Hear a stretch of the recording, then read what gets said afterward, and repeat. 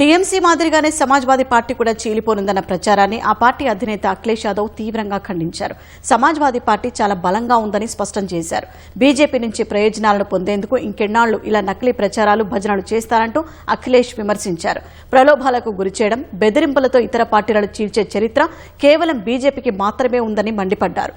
గతంలో అనేక మంది ఎస్పీ ఎమ్మెల్యేలు, ఎమ్మెల్సీలను, రాజ్యసభ ఎంపీలను బీజేపీ తన వైపు తిప్పుకుందని ఆరోపించారు. లక్నోలో మీడియా సమావేశం నిర్వహించిన అఖిలేష్ యాదవ్ స్వార్థ ప్రయోజనాలు, అంతర్గత ఒత్తిళ్లతో కొందరు నేతలు, పార్టీలు మారుతుంటారని, అయితే ఈ సవాళ్లను ఎదుర్కొనేందుకు ఎస్పీ సంసిద్ధంగా ఉందని ధీమా వ్యక్తం చేశారు. ఇలాంటి ప్రచారాల వల్ల పార్టీకి వచ్చే నష్టమేమీ లేదన్న అఖిలేష్ అదే సమయంలో యోగి ప్రభుత్వంపై మండిపడ్డారు. వచ్చే ఎన్నికల్లో యోగి నియోజకవర్గమైన గోరఖ్పూర్లో బీజేపీని సున్నా చేస్తామని శపథం చేశారు. అంతకుముందు ఎస్పీ చీలిపోతుందని యూపీ మంత్రి రాజ్భర్ సంచలన ఆరోపణలు చేశారు. చాలా మంది నేతలతో కలిసి బీజేపీలో చేరతామంటూ ఎస్పీ సీనియర్ నేత రామ్ గోపాల్ యాదవ్ అమిత్ షాకు లేఖ రాశారని పేర్కొన్నారు.